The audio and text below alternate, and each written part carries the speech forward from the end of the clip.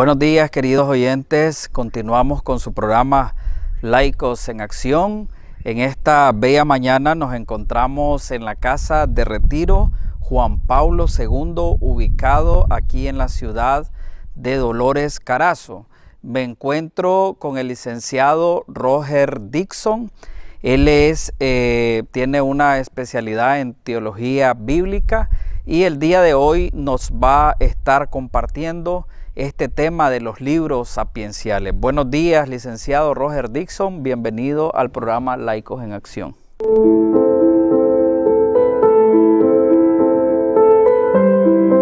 Buenos días, mis estimados que siguen este programa de la formación bíblica que vamos teniendo en este mes de septiembre, mes bíblico. Entonces, en este momento vamos a nosotros estudiar y reflexionar sobre la literatura sapiencial. Entonces vamos a estar teniendo en tres momentos. Primero vamos a estar hablando sobre lo que es el término sabiduría en el pueblo de Israel, y luego vamos a hablar sobre el movimiento sapiencial israelita, ¿verdad? Cómo se dio las etapas, ¿verdad? En todo este tiempo de 10 siglos, ¿verdad? Entonces vamos a ver esto y luego vamos a reflexionar cada uno de los libros sapienciales que son. Primero vamos a hablar de 5 libros que serían propiamente de la literatura sapiencial, y luego 2 libros que son de la literatura sapiencial, pero lo llamamos nosotros literatura lírica o poética. Entonces, los 5 primeros libros, que muchos lo llaman también Pentateuco, serían el libro de los Proverbios, el libro del Eclesiastés, el libro de Job, el libro del Eclesiástico y el libro de la Sabiduría. Esos serían los 5 primeros libros, y luego veríamos los Salmos, que son muy importantes, ¿verdad?, para el pueblo de Israel y para nosotros, el pueblo cristiano, ¿verdad? Entonces, y después el Cantar de los Cantares. Con eso completaríamos los 7 libros que son de la literatura sapiencial. El término sabiduría en el pueblo de Israel se inicia desde el comienzo, cuando el pueblo de Israel se preocupa por lo que sucede en su entorno. O sea, todo lo que está en la naturaleza, ellos se preguntan por qué existen estas diversas cosas que están en la naturaleza. Por ejemplo, la muerte, el sufrimiento, el dolor. Por ejemplo, también los terremotos, los huracanes, los rayos, los relámpagos, todo esto que está en su entorno. El pueblo de Israel, o el hombre israelita, se cuestiona y quiere saber lo que está detrás. Entonces, por eso de ahí viene esa reflexión sapiencial. La reflexión sapiencial viene desde esa preocupación, esa inquietud que tienen ellos para profundizar en ese término. Miramos también, ¿verdad? Por ejemplo, una persona que es sabia tiene que hacer su trabajo, lo que tiene que hacer, sus actividades, tiene que ser de manera perfecta. Por ejemplo, un padre de familia, o un artesano, un carpintero, si lo hace bien su trabajo, entonces esa persona es sabia, o sea, tiene el éxito. Entonces no lo separa totalmente. Eso está en el principio, ¿verdad?, sobre la literatura sapiencial. Luego, pues nosotros podemos ver más exactamente lo que significa el término. Por ejemplo, en hebreo el término dice así: Jokma o Hakam. O sea, Jokma es el sustantivo, sabiduría; el Hakam sería el sabio, o sea, el adjetivo, ¿verdad? Y luego, pues las traducciones que vienen, por ejemplo, en griego sería Sofía, Sophos. Sofía sería la sabiduría y Sophos el sabio. Y luego en el latín, pues viene sapiencia, que es el término que se ocupa en latín, y sapientes sería el sabio, ¿verdad? Entonces de ahí viene también literatura sapiencial, viene de ahí, ¿verdad?, de la traducción latina sapiencia. Entonces ahí tenemos. Entonces en Israel nosotros vemos que primeramente Jokma y Hakam tenía que ver con la inteligencia práctica. No era una inteligencia teórica, nada de conocimiento, sino en lo práctico, o sea, destreza, habilidad de hacer las cosas. En ese sentido era. Y luego también había una dimensión religiosa, o sea, el hombre que era piadoso, ¿no? Tenía que ver con la piedad también, este término Hakam o Jokma. Luego, pues, nosotros vamos viendo de que Luego vamos a ver de que este término en los libros sapienciales ya viene pues con una interpretación más completa.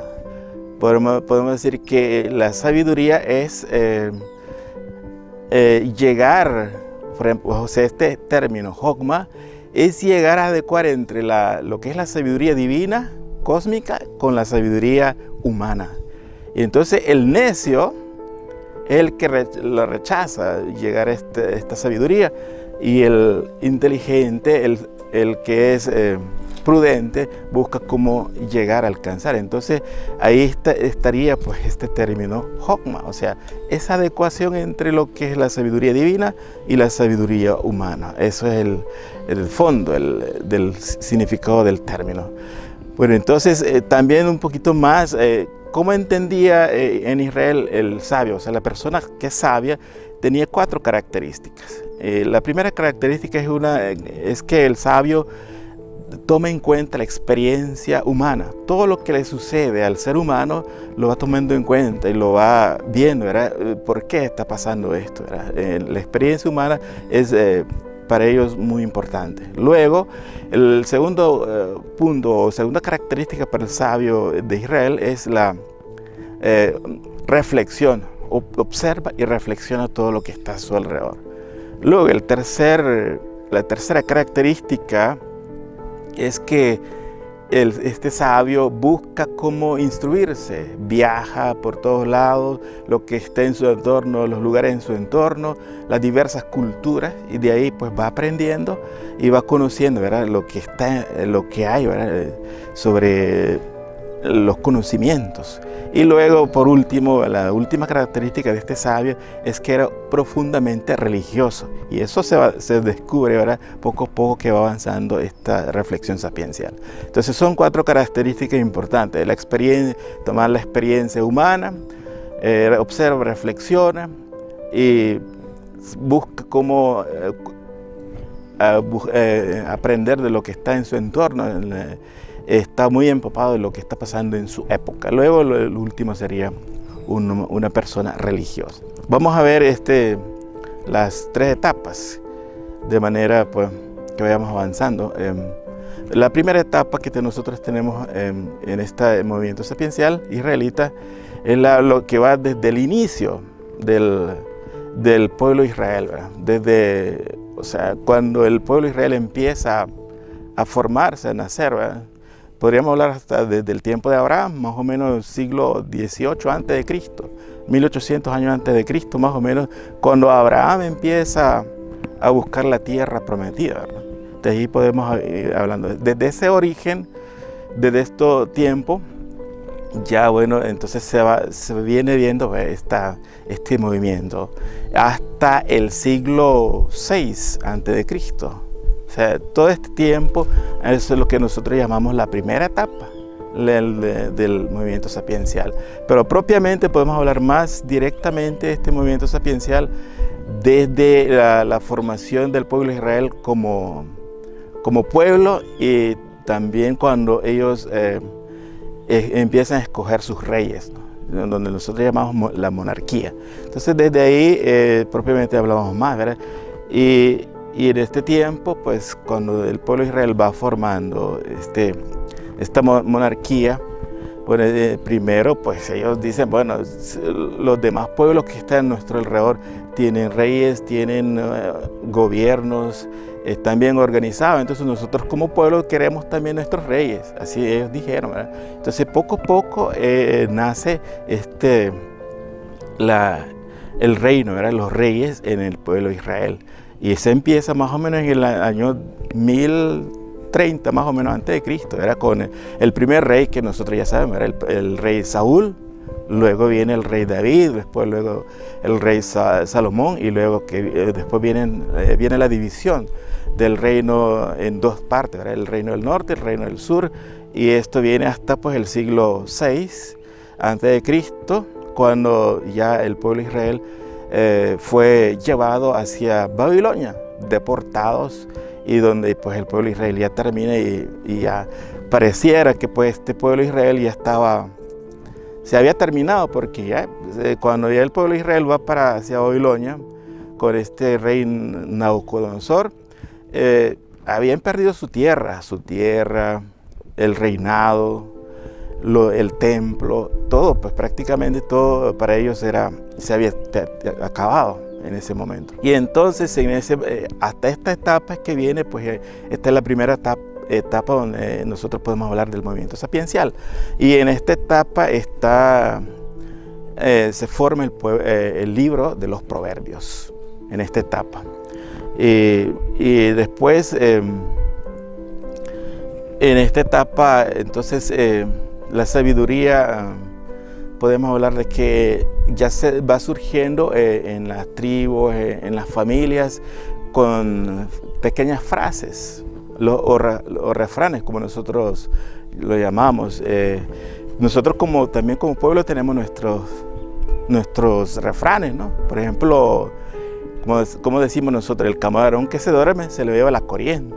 O por ejemplo decimos nosotros, el que a buen árbol se arrima, buena sombra le cobija. Mira, hay diversos refranes que nosotros tenemos, y detrás de esos refranes hay una sabiduría, hay algo que quiere decir, ¿no? Y eso surge igual también en el pueblo de Israel, con pequeñas frases, y así va surgiendo el movimiento sapiencial o la sabiduría en Israel. Y luego pues en la corte de Salomón ya se va viendo, ¿verdad? Escribiendo pedazos pequeños, relatos de lo que es la sabiduría, ¿verdad? Y así surge pues en esta primera etapa el movimiento, la sabiduría. Y en esto tenemos pues este libro, como les decía, el libro de los Proverbios. ¿Y cuál es lo específico del libro de los Proverbios? Es la convivencia, más que todo con otras personas, la amistad, todo esto se viene a reflexionar y cómo vivir esto. Por ejemplo, el capítulo 9, 10, esta frase es básica, ¿verdad?, para la interpretación de la sabiduría en Israel.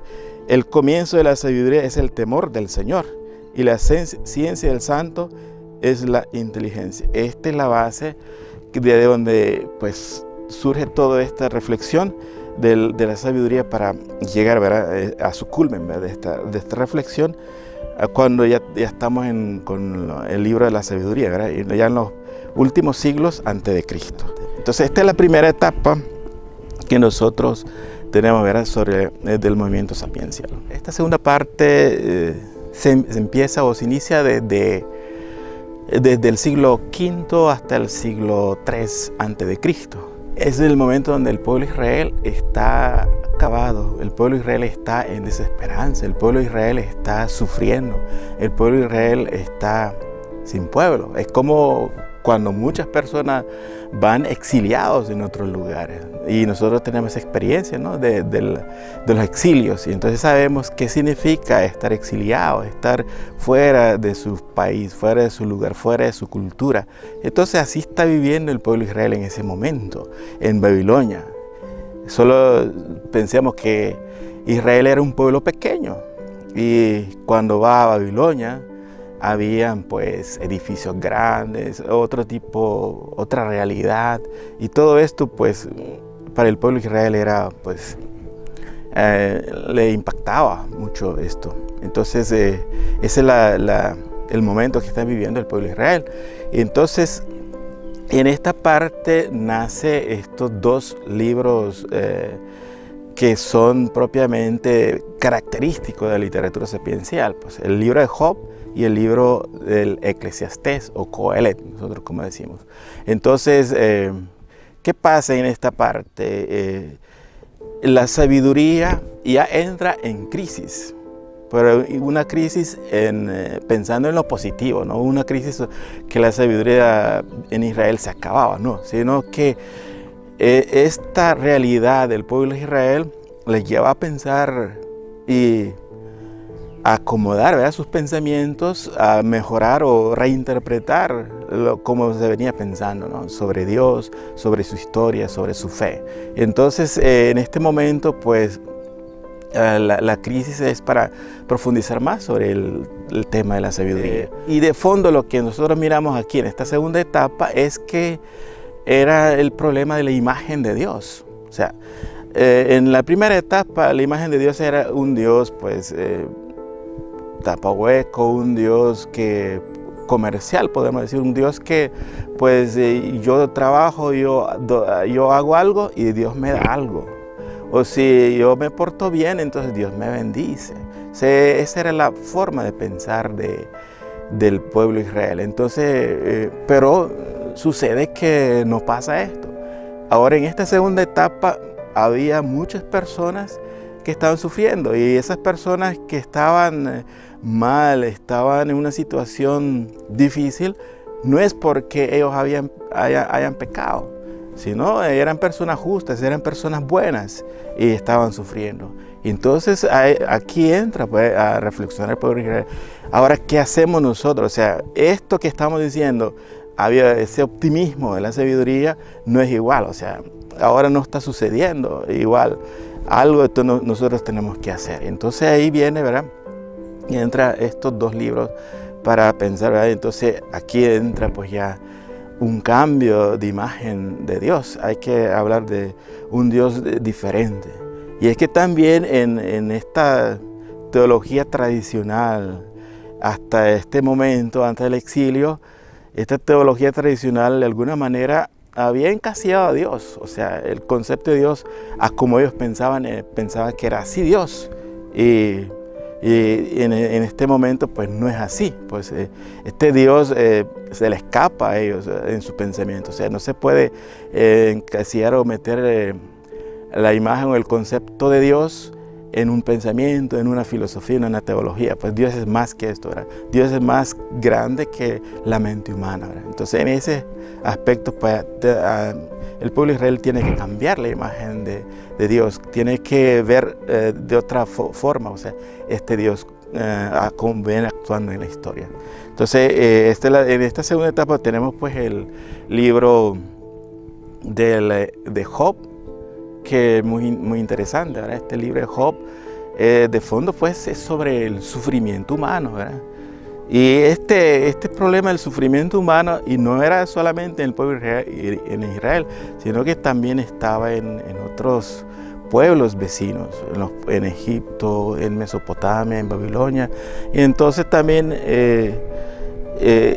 había, pues, esa inquietud, esas cuestiones, cómo responder a este problema del sufrimiento. Entonces, el libro de Job de alguna manera quiere responder, pero hay una diferencia a lo que los otros pueblos pensaban. La diferencia está en que los otros pueblos de alguna manera buscaban dar respuesta desde su razón, desde sus pensamientos, desde su perspectiva humana.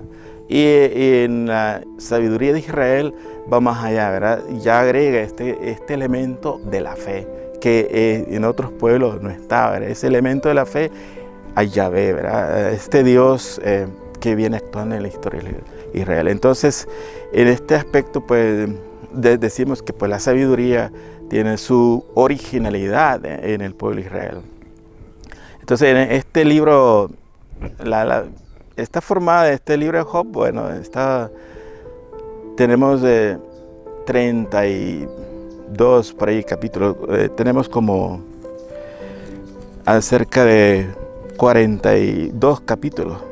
Y en esos capítulos, los primeros capítulos están escritos en prosa, y al final también, el epílogo también está escrito en prosa. Y los demás, el cuerpo de este libro está escrito en discursos, ¿verdad? Poemas, discursos. Ahí tenemos, pues, entonces, todo esto era lo que es los amigos de Job. Los amigos de Job que empieza ya desde el capítulo 2, Elifaz, Bildad, Zofar. Esto entra en verdad a hablar con Job, a decir, ¿verdad? Porque Job estaba sufriendo, ya saben, ¿verdad? La historia de Job, que tenía todo, pero en un momento pues pierde todo, ¿verdad? Sus animales, sus hijos, y después entra en una enfermedad grave. Y entonces estos amigos de Job vienen y hacen varios discursos, ¿verdad? Diciéndole que él había cometido algún error, por eso estaba pasando esta situación, tratando de convencer a Job, ¿verdad? Todo esto. Y pues todo este intento se iba en vano, porque Job siempre decía, bueno, yo no he pecado, yo no he hecho nada malo, o sea, no sé por qué estoy sufriendo. No sé, yo quiero una respuesta, al menos que alguien me explique lo que me está pasando. Pero entonces ya sabemos, ¿verdad?, que al final Dios viene. Hay dos discursos de Dios al final de este libro, donde Dios responde a Job. El capítulo 28 en Job es como un capítulo, digamos, que está como extraño, o sea, no rompe el ritmo, ¿verdad?, de lo que son los discursos que se iba dando, ¿verdad? Aquí entra pues ya a explicar sobre el término de la sabiduría, ¿verdad? ¿Qué significa la sabiduría en Israel? Entonces, pues muchos exégetas también hablan de que este capítulo 28 de Job es como un añadido, ¿verdad?, posterior, o sea, no es del cuerpo de este libro, o sea, lo añadió después para ir pues ya acomodando también lo que es el concepto de la sabiduría al final, ¿verdad?, al final ya cercano a la llegada de Jesucristo. Quedamos acá sobre el libro de Job y vamos a entrar con el libro del Eclesiastés o Coelet. Nosotros en este libro también está escrito también en esta época de la crisis, ¿verdad? Y igual, ¿verdad?, es muy parecido a este libro de Coelet, de Job. Es muy parecido este libro, pero Coelet da una respuesta diversa sobre lo que Job hace, ¿verdad? Entonces acá de alguna manera el contenido está en que tiene un prólogo, tiene una conclusión, ¿verdad?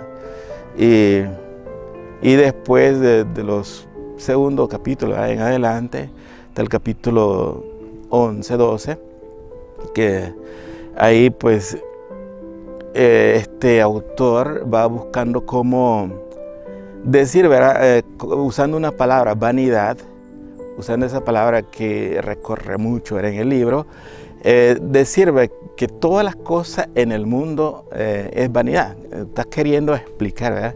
Todo lo que hay en el mundo es vanidad de vanidades. Entonces, pero al final, en la conclusión del libro, nos habla de que lo más importante es el temor de Dios. Ese es lo que el autor, para el pensamiento propio del autor, el temor a Yahvé es lo más importante. En el capítulo 12, por ahí, nos habla. Y luego, entonces, también nos dice de que, bueno, todo lo que hay en este mundo hay que disfrutarlo, hay que vivirlo. Todo es don de Dios. Todo lo que hay, pues, vivámoslo, porque al fin todo se acaba, todo se termina y después no hay nada, pues. Después de la muerte, ¿qué hay? Pues después de todo lo que nosotros hacemos. Esa es la otra palabra que ocupa bastante, fatiga y ganancia. Ocupa bastante este libro.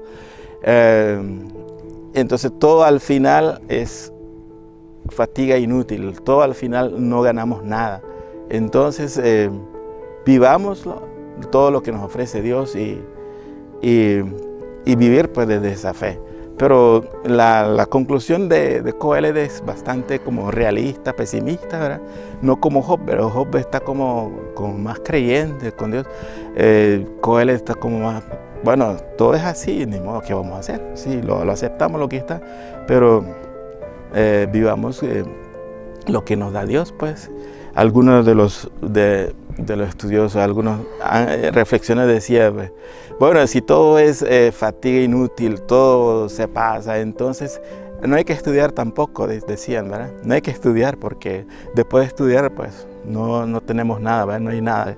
Entonces, pero no tomen ese ejemplo, no estudiar, ¿verdad? Porque como nos dice Eclesiastés que todo se acaba, entonces es inútil hacer todo esto.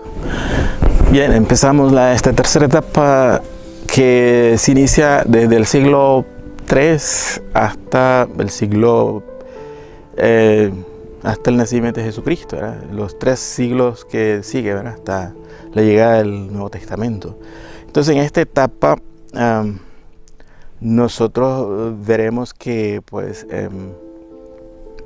ya va cambiando, ya tenemos a estos 2 libros interesantes, ¿verdad? El libro del Eclesiástico y el libro de la Sabiduría.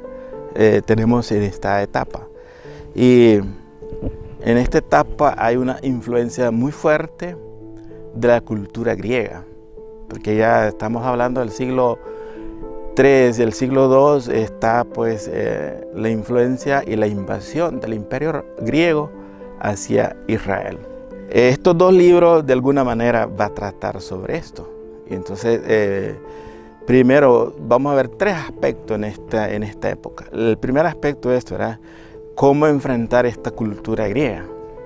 Entonces, el libro del Eclesiástico, o Siracias, como nosotros también decimos, se enfrenta con esta realidad, pero cerradamente, ¿verdad? No accede, o sea, no negocia, no dialoga con esta cultura griega, sino que trata de defenderse tomando en cuenta lo que es la historia, la tradición bíblica, la tradición de Israel, ¿verdad? Entonces él habla muy fuertemente desde ahí, ¿verdad? Tomando en cuenta todo esto, a defenderse, ¿verdad? Para que el pueblo de Israel se mantenga su identidad y no se perdiera, ¿verdad? Con esta cultura. Capítulo 24 es como principal para el pueblo de Israel, porque nos habla sobre la sabiduría como identificándose con la Torá, con la ley. Ese es lo que nosotros miramos en este libro del Eclesiástico 24. Ahí nos habla de que el pueblo de Israel pues tiene que buscar en la historia del pueblo de Israel esa alianza que el pueblo de Dios y el pueblo de Israel hizo con Dios en tiempo de Moisés, en tiempo de Abraham y todo esto. Entonces ahí el Sefer, ¿verdad? de esto y explicar, ¿verdad? De que pues al fin pues, el pueblo de Israel tiene que volver a reflexionar lo que son los mandamientos de Dios, porque ahí en los mandamientos de Dios está la base o la voluntad de Dios para no perderse. Entonces, de alguna manera, él la identifica, ¿verdad? Identifica la sabiduría con la ley. O sea, si nosotros cumplimos la ley, los mandamientos de Dios, entonces vamos a ser sabios. Estamos encontrando la sabiduría. Pues eso entonces nos habla. Y luego, pues, en esta parte del versículo 24, pues también nos habla mucho sobre el lugar de la sabiduría, que luego pues podríamos nosotros también profundizar más. Pero este es lo más importante, lo más interesante. Entonces, de acuerdo a este capítulo 24, va haciendo la conexión de todo el libro, ¿verdad? Y luego al final tenemos pues como hemos dicho, ¿verdad? Toma mucho en cuenta la historia de Israel. Entonces va describiendo todos los personajes, ¿verdad? En los últimos capítulos del 40 en adelante, ¿verdad? Hasta el 50 y 51 habla sobre esto, ¿verdad? Y todos los personajes, desde Aarón hasta pasando, ¿verdad? Todo hasta los últimos sacerdotes que estaban en el pueblo de Israel. Entonces ahora nosotros a ver este último libro del Pentateuco sapiencial, que es el libro de la sabiduría. Este libro de la sabiduría es también parte de esta última etapa. En esta última etapa, pues este libro, muchos estudiosos dicen que sería más o menos de la época, más o menos de los años 50 a.C., más o menos por ahí. Bien, algunos han pensado hasta que haya sido también ya después en el siglo I, en tiempo de Cristo, pero la mayoría pues va por esta línea, ¿verdad? De que haya sido escrito por ahí, ¿verdad? En esos años 50 antes de Cristo. Entonces, acá este libro, sí, de alguna manera, pues nos va a hablar sobre lo que es la cultura griega, y hay más influencia. O sea, este libro como que dialoga, hace una mezcla entre la cultura griega con la cultura judía. Y entonces hay muchos términos que son filosóficos, muchos términos que utiliza este libro de la sabiduría son los términos que han utilizado en la cultura griega, en la filosofía griega. Entonces, como que este es más conciliador, ¿verdad? Este autor, este libro de la sabiduría. Y entonces, en esto, uno de los puntos muy interesantes que vemos aquí en este libro es de que él acepta, ¿verdad? Este término que ellos usaron sobre el hombre, ¿verdad? El hombre, cuerpo y alma. El hombre está compuesto de cuerpo y alma. Esos son términos de la filosofía griega, pero el autor la ocupa. Y luego también habla sobre la inmortalidad del alma, que son términos también de la filosofía griega. Va metiendo también aquí en este libro. Y entonces estos son los detalles, ¿verdad?, que miramos acá en este libro de la sabiduría, muy interesante, que va a ayudar también a nosotros en la reflexión, porque anterior, por ejemplo, el libro del Eclesiástico no nos habla sobre la inmortalidad del alma, pero acá ya como que va viendo ya esta relación, ¿verdad?, que el cuerpo tiene vida eterna, el cuerpo puede estar viviendo cerca de Dios. Entonces ya se va viendo esto, y esto pues nos ayudará para comprender también la resurrección, ¿verdad?, en el cristianismo. El otro aspecto que nosotros miramos ahí es lo que han dado importancia a la historia de Israel. Han dado mucha importancia a la historia de Israel, y por eso pues en este capítulo, en este libro de la sabiduría, en la última parte, ¿verdad?, del capítulo 11 en adelante, va a ser eso, va a hablar sobre lo que Dios ha hecho en la historia de Israel. E incluso habla sobre el éxodo, habla de un nuevo éxodo en este tiempo que está viviendo el pueblo de Israel. O sea, el éxodo ya había pasado hace más de 8 siglos, digamos, con el pueblo de Israel en Egipto. Pero acá lo trae de nuevo, era este tema, y lo reflexiona, lo reinterpreta, y va viendo cómo Dios actúa en la historia y cómo Dios va salvando. O sea, el pueblo de Israel va a ser salvado de nuevo. Ese es lo que dice este libro de la sabiduría. Dentro de esta literatura sapiencial, dentro de esta literatura sapiencial está una literatura que se llama lírica, pero que se toma como libros sapienciales dentro de esto, pero tiene su forma propia, ¿verdad? Son poesías, propiamente son poesías. Entonces ahí tenemos al libro de los Salmos, 150 salmos, y luego tenemos el libro El Cantar de los Cantares, que son poemas también. Estos salmos se vuelven oraciones, se vuelven ya parte de la liturgia y todo esto. Entonces, ¿cómo entender estos salmos? Entonces es importante pues reflexionar sobre estos salmos. Entonces miramos que pues este libro de los salmos es una una colección de un tiempo largo. Podemos hablar desde el siglo X a.C. hasta el siglo II más o menos. O sea, más o menos 800 años más o menos de tiempo que lleva para ser coleccionados y metidos, ver estos salmos. Entonces hay diversos tipos de salmos, a eso nosotros le llamamos salmos, géneros literarios. Entonces ahí, si vamos viendo ahí, esos son pues, estos salmos, y acá pues de alguna manera pues nosotros también pues lo más concreto de estos géneros literarios son los géneros de súplica, los géneros de alabanza, de agradecimiento, o los géneros de himnos. Esos son los tres bloques grandes en estos salmos, ¿verdad? Entonces, pero después hay otros salmos que son salmos de peregrinación, son salmos de alabanza, y hay diversos, ¿verdad? Y entonces todo eso está construido ahí de esa manera. Y luego pues son poesías. Como son poesías, pues hay salmos que tienen estribillos, hay como nosotros, nuestros cantos hoy, ¿verdad? Hay coro, ¿verdad? Que se repiten, ¿no? Después de cada una estrofa se repite el coro. Y así, pues estos salmos, hay también así hay estribillos.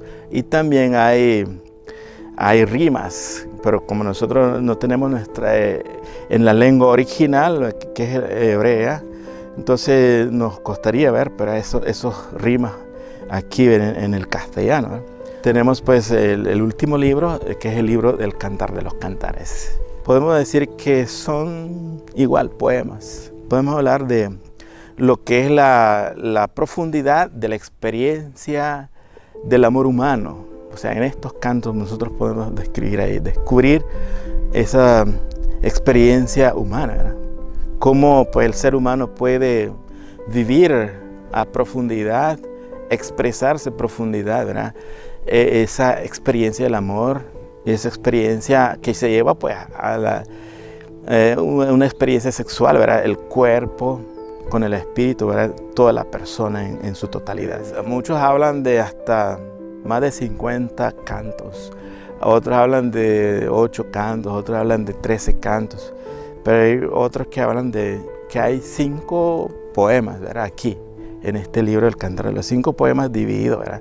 Nosotros miramos que este libro del Cantar de los Cantares, al principio en la interpretación, se habló de que era, solo podíamos hablar de una manera alegórica estos cantos, estos poemas. Pero luego, pues, ya con las interpretaciones, con los estudios que se va haciendo, se habla de que podemos interpretar de manera literal, o sea, ver ahí en estos cantos la experiencia humana del amor unido a la experiencia del amor de Dios. La parte más importante, el centro de este mensaje está en el capítulo 8, versículo 6. Aquí habla la amada, dice: grábame como un sello sobre tu corazón, como un sello sobre tu brazo. Porque el amor es fuerte como la muerte, inflexibles como el abismo son los celos. Sus flechas son flechas de fuego, sus llamas, llamas del Señor. Entonces esta es la parte más principal, central de este libro, donde está haciendo esa unión entre el amor humano y el amor de Dios. O sea, ese amor bien expresado auténticamente lleva hacia el amor de Dios, esa expresión, un reflejo del amor de Dios. Ahí es más profundo, ¿verdad? La interpretación que nos quiere dar este libro del Cantar de los Cantares, ¿verdad? Ese sentimiento del amor que las parejas se sienten, no es solamente en lo corporal, sino podemos ir más allá, ¿verdad? Podemos ir hacia lo que Dios quiere. Entonces ahí hablaríamos de una expresión no solamente corporal, sino una expresión también espiritual dentro de esta experiencia del amor y de la sexualidad en el ser humano. Bueno, ver en este mensaje, en este libro del Cantar de los Cantares. Y concluimos ahí.